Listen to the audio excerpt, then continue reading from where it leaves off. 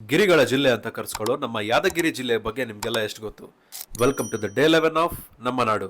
ಯಾದಗಿರಿ ಅನ್ನೋ ಹೆಸರು ಬರಲು ಕಾರಣ ಇಲ್ಲಿ ಆಳುತ್ತಿದ್ದ ಯಾದವರು. ಬೆಟ್ಟಗಳಿಂದ ಸುತ್ತುವರಿದ ಹಾಗೂ ಯಾದವರ ರಾಜಧಾನಿಯಾಗಿದ್ದ ಈ ನೆಲವನ್ನ ಜನ ಯಾದಗಿರಿ ಅಂತ ಕರೆದ್ರು. ಯಾದಗಿರಿಯಲ್ಲಿರೋ ಈ 3 ಸುತ್ತಿನ ಕೋಟೆಯನ್ನ ಚಾಲುಕ್ಯರು ನಿರ್ಮಾಣ ಮಾಡಿದ್ರೆ ಮುಂದೆ ನಿಜಾಮರು ಇದನ್ನ ವಿಸ್ತಾರ ಮಾಡ್ತಾರೆ. ಸುರಪುರ ಸಂಸ್ಥಾನದ ರಾಜ ವೆಂಕಟಪ್ಪ ನಾಯಕ ಪ್ರಥಮ ಸ್ವಾತಂತ್ರ್ಯ ಸಂಗ್ರಾಮದಲ್ಲಿ ಬ್ರಿಟಿಷರ ವಿರುದ್ಧ ಹೋರಾಡಿದ್ರು.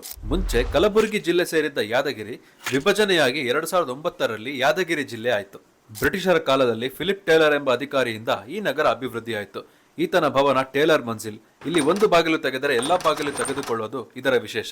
ಬ್ರಿಟಿಷರು ನಮ್ಮಿಂದ ಕದ್ದ ಅಪೂರ್ವವಾದ ವಸ್ತುಗಳಲ್ಲಿ ಕೊಹಿನೂರ್ ಡೈಮಂಡ್ ಕೂಡ ಒಂದು. ಈ ಕೊಹಿನೂರ್ ಡೈಮಂಡ್ ನ ಮೂಲ ಯಾದಗಿರಿ ಅಂತ ಕೆಲವು ಇತಿಹಾಸಕಾರರು ಹೇಳ್ತಾರೆ. ಕರ್ನಾಟಕದ ಏಕೈಕ ಯುರೇನಿಯಂ ನಿಕ್ಷೇಪ ಯಾದಗಿರಿಯ ಗೋಗಿ ಎಂಬಲ್ಲಿದೆ.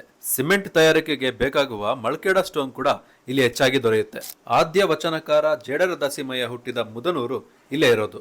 ಇಲ್ಲಿ ಬರೀ ಕೋಟೆಗಳಲ್ಲದೆ ಪ್ರಕೃತಿ ಸೌಂದರ್ಯದ ದಬ್ದಬಿ ಜಲಪಾತ ಹಾಗೂ ಛಾಯಾ ಭಗವತಿ ಜಲಪಾತಗಳು ಕಾಣಸಿಗುತ್ತವೆ. ಒಟ್ಟು 6 ತಾಲೂಕುಗಳನ್ನೊಳಗೊಂಡ ಈ ಜಿಲ್ಲೆಯ ಜೀವನಾಡಿ ಭೀಮಾ ಹಾಗೂ ಕೃಷ್ಣ ನದಿಗಳು.